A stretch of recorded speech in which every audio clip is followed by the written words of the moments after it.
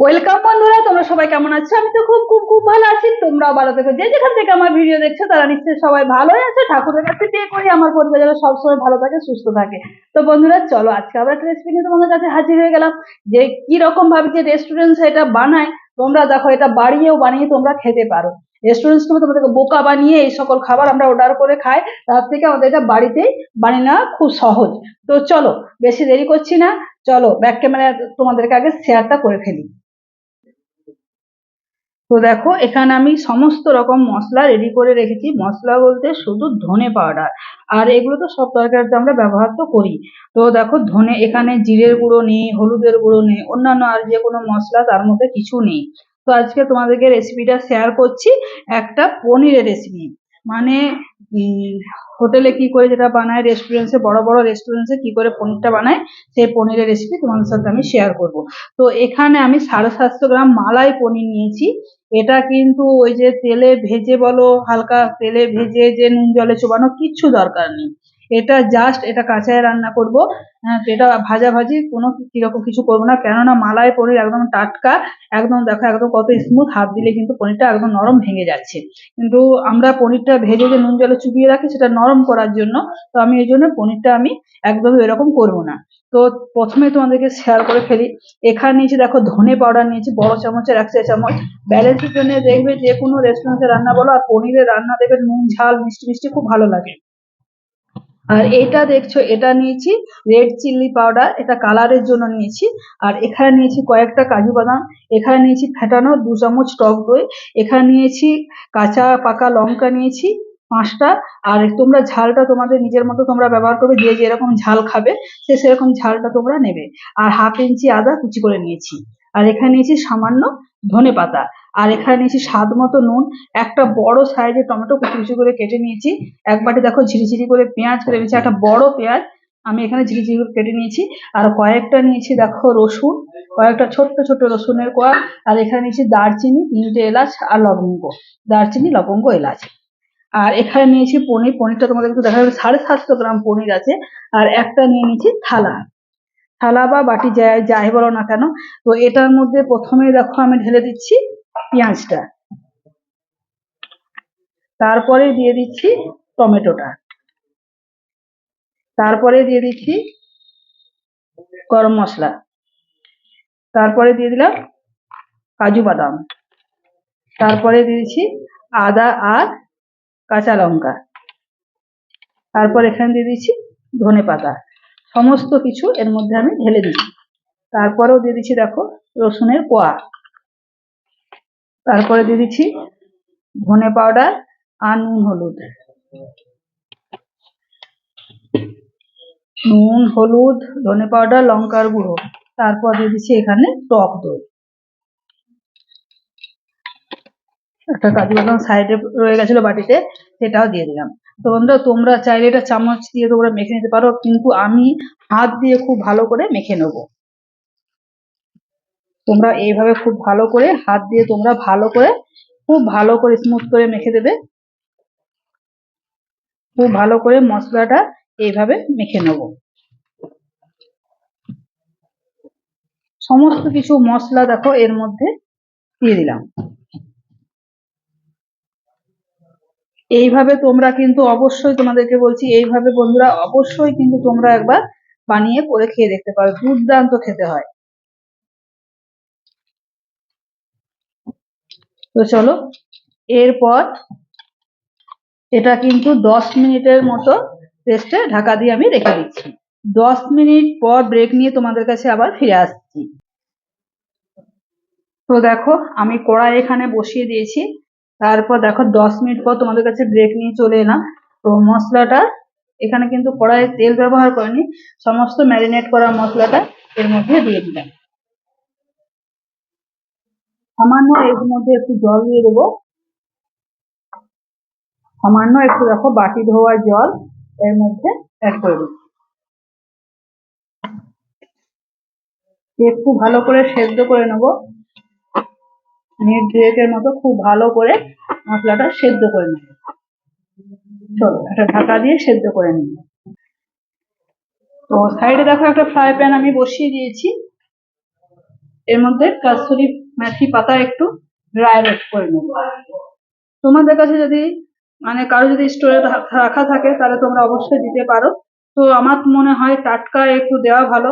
ভেজে কি রাখবে, তো ড্রাই রোস্ট করে রাখলে গন্ধটা মানে সত্যিকারে চলে যায়।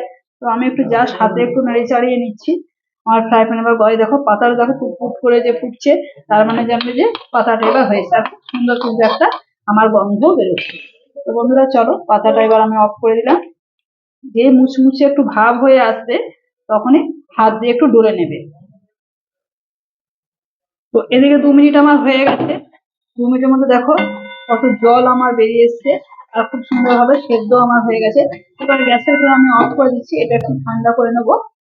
ঠান্ডা করে মিক্সিং জারে পিষে নেবো। তো মশলাটা দেখো একটা বাটির মধ্যে আমি ঠান্ডা করে নিয়েছি। তো মিক্সিং জারে দিয়ে দিচ্ছি। চলো মশলাটা খুব ভালো করে একটু মিহি পেস্ট করে নিয়ে চলে আসি। বন্ধুরা দেখো আমি কড়াই বসে দিয়েছি, খুব সামান্য একটু দেখো সাদা তেল দিয়ে দিয়েছি, আর এখানে 2 টুকরো দিয়ে দিচ্ছি বাটার, আর সামান্য দিচ্ছি ফোড়নে দিচ্ছি সাদা জিরে। আর সাইডে দেখো আমি বসিয়ে দিয়েছি গরম জল। যে কোনো রান্নাতে কিন্তু অবশ্যই বন্ধুরা তোমরা গরম জল ব্যবহার করবে। তো দেখো বাটা থেকে সাদা দিয়ে খুব সুন্দর একটা ফ্লেভার, খুব সুন্দর আমার গন্ধ থাকছে। তেল অলরেডি আমার চলে এসেছে। তো মশলাটা এরপর দিয়ে দিচ্ছি পেস্ট করা মশলাটা।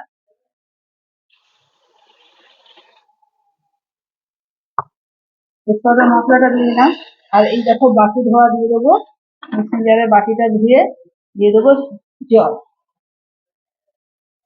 তো খুব ভালো করে এরপর মশলাটা একটু ঢাকা দিয়ে দিয়ে খুব ভালো করে সুন্দরভাবে কষিয়ে নেব। জলটা আমার ফুটে গেছে, এদিকে অফ করে দিচ্ছি। তো চলো বন্ধুরা, এই সময় কিন্তু তোমরা নুন ঝাল মিষ্টিটা অবশ্যই চেক করে নেবে। তো খুব ভালো করে চলো নাড়িয়ে চাড়িয়ে কষে নিই। খুব ভালো করে কিন্তু মশলাটা আরেকবার কষে নেবো। তো 2 মিনিট ব্রেক নিয়ে তোমাদের কাছে আবার হাজির হয়ে গেলাম। তো দেখো কি সুন্দরভাবে মশলাটা কিন্তু খুব ভালো করে নাড়িয়ে চাড়িয়ে কষে নিয়েছি। যেহেতু কাজু বাদাম দেওয়া আছে তার জন্য তলায় যাতে লেগে না যায়, ঢাকা খুলে ঢাকা বন্ধ করে খুব সুন্দরভাবে আমি কিন্তু নাড়িয়েছি। তলাতে কিন্তু একদমই আমি দেখো লাগতে দিইনি। তোমরা কিন্তু বন্ধুরা অবশ্যই এইভাবে কিন্তু তোমরা নাড়িয়ে নাড়িয়ে কষে নেবে। আর দেখো কি সুন্দর আমার কালারটা এসছে। আমি যে হলুদ ব্যবহার করিনি তোমরা দেখো বুঝতে পারছো। আর এখানে কোনো জিরের গুঁড়ো আর কোনো রকম কিন্তু মশলা দেবে না। এরপর দিয়ে দিচ্ছি আমি মালাই পনিরটা।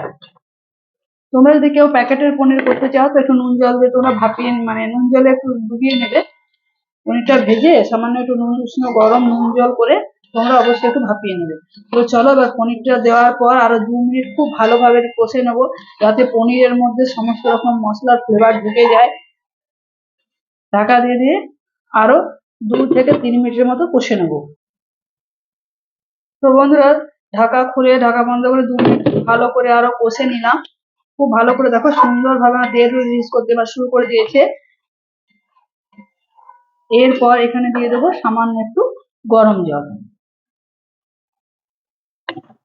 এটা কিন্তু মাখো মাখো খুব ভালো লাগে, তো আমি বেশি জল আর দিলাম না। জলটা দিয়ে খুব ভালো করে দেখো নাড়িয়ে চাড়িয়ে নিচ্ছি। এরপরে এর মধ্যে দিয়ে দেবো কাস্তুরি মেথি পাতা। হাতে করে আমি একটু ডলে নিয়েছি, তোমরা অবশ্যই একটু ডলে নেবে। ভালো করে নাড়িয়ে চাড়িয়ে নিচ্ছি।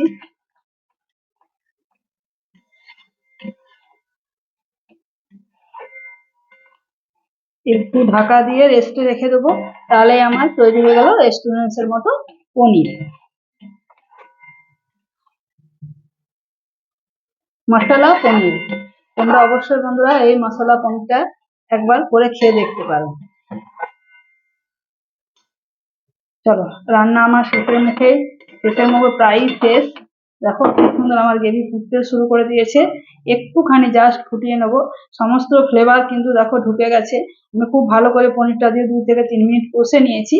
তো দেখো এখন তার মেথি পাতাটা দিয়ে দিলাম। তোমরা অবশ্যই কিন্তু মেথি পাতাটা দেবে, মেথি পাতাটা দিলে খুব সুন্দর একটা ফ্লেভার আসে। তো তোমরা যদি কেউ চাও তো বাটারটা একটু পরেও দিতে পারো, সাদা তেল দিয়ে রান্নাটা করতে পারো, বাটারটা দিয়ে চাপা দিয়ে দেবে, তাহলে গন্ধটা একটু বোঝা থাকবে, খেতেও ভালো লাগবে। তো চলো এবার কিন্তু আমি গ্যাসের ফ্লেম অফ করে দিচ্ছি, 5 মিনিট স্ট্যান্ডিং টাইমটা থাক, তারপর তোমাদেরকে দেখাচ্ছি। তো 5 মিনিট ব্রেক নিয়ে তোমাদের কাছে আবারও হাজির হলাম। চলো ঢাকনাটা খুলে দেখায়। তো দেখো বন্ধুরা কত সুন্দর আমার জমে গেছে, আর কত সুন্দর কত লোভনীয় দেখো দেখতে হয়েছে। এটা লুচি, পরোটা, লাচ্ছার পরোটা, নান, ফ্রাইড রাইস, মানে যার সাথে যা পোলাও যাই বলো না কেন, সবার সাথে কিন্তু এই জিনিসটা খুব ভালো যাবে। তো বন্ধুরা তোমরা অবশ্যই কিন্তু একবার বানিয়ে করে খেয়ে দেখতে পারো। তো রেসিপিটা তোমাদের কেমন লাগলো অবশ্যই তোমরা কিন্তু আমাকে কমেন্ট করে জানিও। আর এখন তো আমার অনেক বড় একটা পরিবার হয়ে গেছে, তোমাদের ভালোবাসা তোমাদের সাপোর্ট নিয়ে আমি অনেকটা এগিয়ে যাচ্ছি। যারা আরো আমার নতুন বন্ধু হয়ে উঠছো তারা প্লিজ চ্যানেলটাকে সাবস্ক্রাইব করে বন্ধু পরিজনের কাছে শেয়ার করে আমার পাশে থাকার অনুরোধ রইল। কেননা তোমাদের ভালোবাসা তোমাদের আশীর্বাদ ছাড়া তো আমার কিছুই হবে না, যতটুকু হচ্ছে সব তোমাদের আশীর্বাদ তোমাদের ভালোবাসাতে। তো বন্ধুরা সবাই ভালো থেকো, সুস্থ থেকো। ওয়েলকাম বন্ধুরা, তোমরা সবাই কেমন আছো? আমি তো খুব খুব খুব ভালো আছি, তোমরাও ভালো থেকো। যে যেখান থেকে আমার ভিডিও দেখছো তারা নিশ্চয়ই সবাই ভালোই আছো। ঠাকুরের কাছে বিয়ে করি আমার পরিবার যেন সব সময় ভালো থাকে, সুস্থ থাকে। তো বন্ধুরা চলো ঝটপট আবার একটা রেসিপি নিয়ে তোমাদের কাছে হাজির হয়ে গেলাম। তো চলো বেশি কথা না বাড়িয়ে রেসিপিটাকে আগে ব্যাক ক্যামেরায় শেয়ার করে ফেলি। আর একটা কথা বলি, যারা যারা নিরামিষ খাওয়া দাওয়া করো, কি ভোগে তো অনেকে রান্না করো, তারপরে নিত্য মানে যাদের সেবা আছে, যারা নারায়ণ সেবা আছে, দেখবে অনেকের বাড়িতে নারায়ণ সেবা, আমাদেরই যেমন বাবার বাড়িতে আছে। তারপরে যারা গোপালের সেবা করো, তারা যারা ভোগ চড়াও যারা, তো তারা অবশ্যই কিন্তু এই রেসিপিটা একবার গোপালকে হোক নারায়ণকে অবশ্যই তোমরা কিন্তু করে একবার মানে দিতে পারো। তো চলো বেশি না দেরি করে, তো চলো রেসিপিটা ঝটপট আগে ব্যাক ক্যামেরায় তোমাদের কাছে শেয়ার